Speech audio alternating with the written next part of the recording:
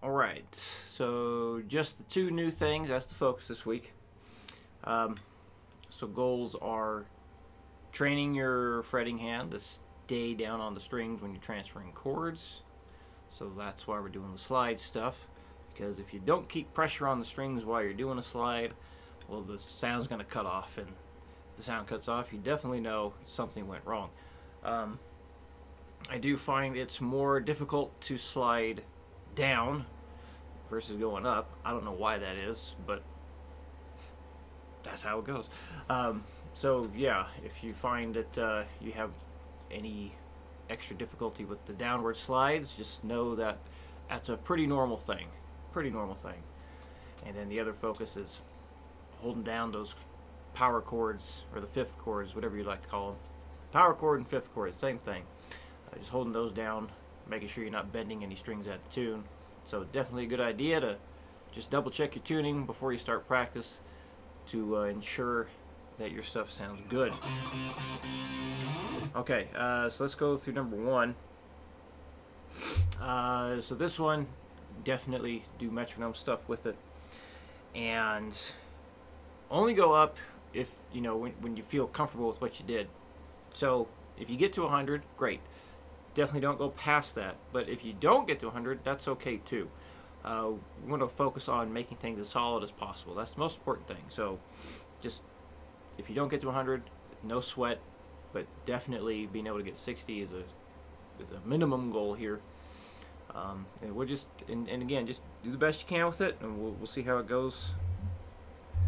So here's what we have: 1, 2, 3, 4. 1, 2, 3, 4. 1, 2, 3, 4.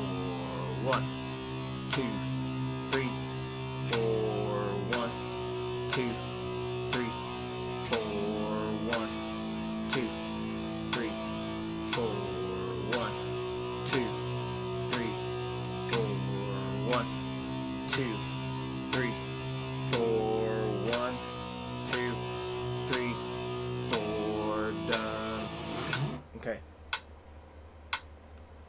So when you do the slide, it's important to not go too soon.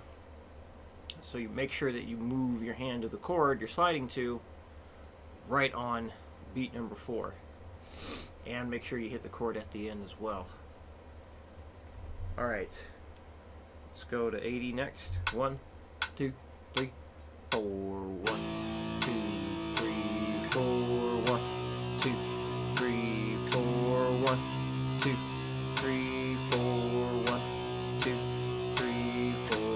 1, 2, 3, 4. 1, 2, 3, 4. 1, 2, 3, 4. 1, 2, 3, 4. Done. And top speed. 1, 2, 3, 4. 1, 2, 3, 4. 1, 2, 3, 4. 1, 2, 3, 4. 1, 2, 3, 4. 1, 2, 3, 4. 1, 2, 3, 4. 1, 2, 3, 4. 1, 2, 3, 4. Done.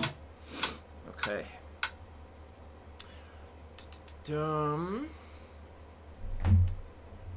Let's look at the next one. So this one, I think is a good idea. You do at least some non-distortion practice with this. Make it easier to hear the notes by themselves. And arpeggiating fifth chords.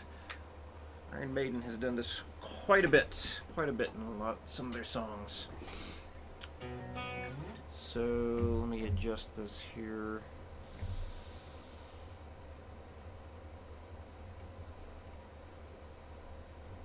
There we go. So, reminder, treat each bar as its own individual thing to start with.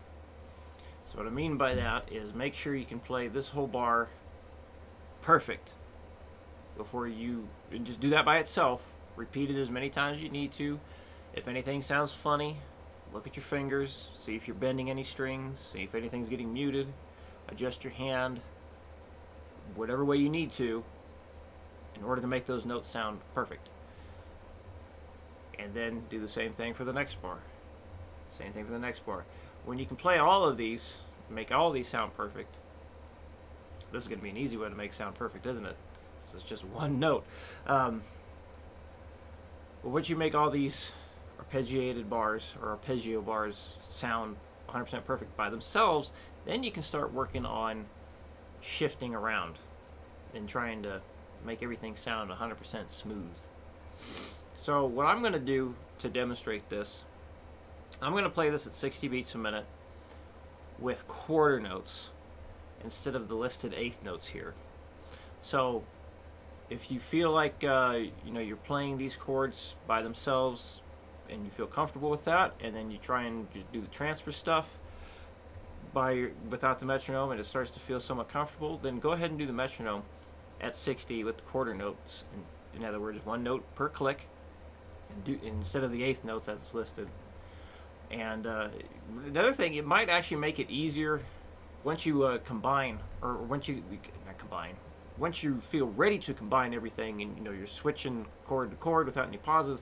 It might actually make it easier for you to do the 60 beats per minute with quarter notes instead. Because a lot of times what guys do, I'm guilty of this myself, is if you just try and pace yourself without a click, without a metronome, you tend to go too fast. But doing it with the metronome, you have something slow to follow, and that can actually set you up for success a lot better than just trying to go at your own pace. So, if you have any questions with that, please let me know. Alright, so here we go. Whole thing at 60, doing quarter notes instead of eighth notes. So 1, 2, 3, 4.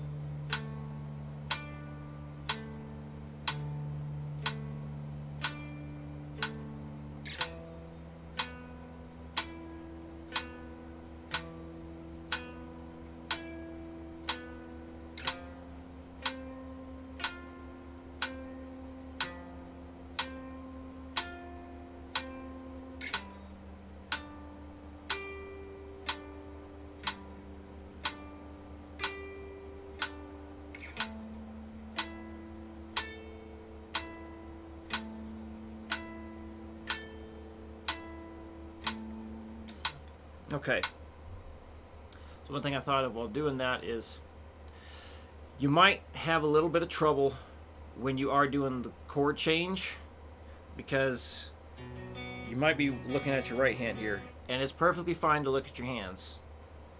And a lot of guys will try and like, oh, I gotta practice without looking at my hands. Well, why? If I watch my hands quite often.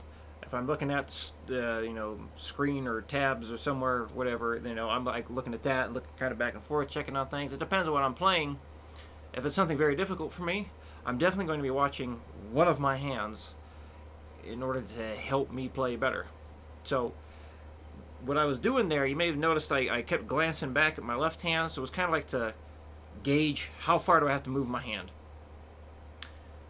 And then I move my head back over to watch my picking to make sure I hit the right string.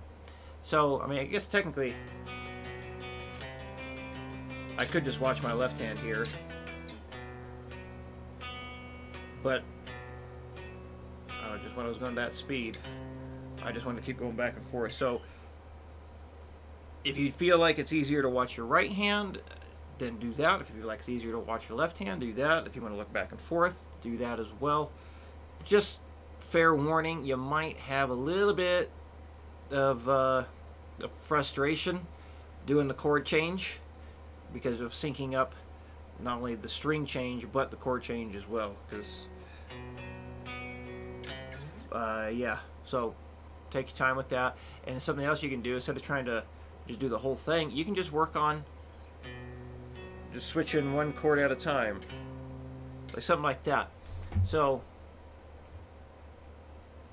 just the highlighted portion here. Now you'll move your entire hand up to the C5 chord, but just work on sticking the landing. So you just go into 1, 2, 3, 4, switch, and then hold that out, and then do it again. 1, 2, 3, 4, switch. And you can do that for all of them. You can work on this one to this one, same way. 1, 2, 3, 4, switch. Ooh, I think I strummed too far there. 1, 2, 3, 4, switch. 1, 2, 3, 4, switch. So there's an idea. Kind of a supplemental exercise within the exercise itself. So knowing that you can do things like this is very helpful in understanding how to practice things. Anytime something comes across as difficult, and it seems like progress is being sluggish, and like using this exercise as an example, I'm stumbling over my words. So using this exercise as an example, you want to think of ways to break things down within the exercise in order to make it easier to play. So like the example I just showed you there, the highlighted portion, just kind of working on just that transition itself. And as I advised earlier, just work on one bar at a time, make that sound perfect, and then, you know, treat each bar as its own separate exercise. So things like that will make it help set you up for success. So I think some guys think like, oh well, if I chop this all up into all these little pieces and whatnot, won't that take longer because now I have all this extra stuff to do? It's like, no, it's actually going to make it easier, because you got to think of it as like you're taking these little itty bitty steps. You make progress, goal completed, goal completed, goal completed, and then eventually you have the bigger goal done. So I mean, it's like walking a mile. You can't jump the whole mile. You can try over and over and over again, and you'll never get there. But if you do the one step at a time, then you'll eventually complete that mile. Just like with the exercises. You have the difficult thing to play on guitar, and if you don't have all the steps ready, you didn't go through all the motions needed in order to build you up to the hard stuff, you can try and play it all you want, you'll never get there. So breaking it down into the tiny, tiny, tiny, tiny, tiny pieces is actually the faster way of going about achieving those goals. So hopefully, I hope that helps, gets you a good perspective on you know, approaching these things. And it's okay to break things down into small pieces, no problem at all. It's a good thing to do. If you think of anything that makes it easier for you to play, in order to help you, you know, get the whole big goal down, try it. Give it a try. All right, I'm done talking. The video recap is done, and I'll see you again on Sunday.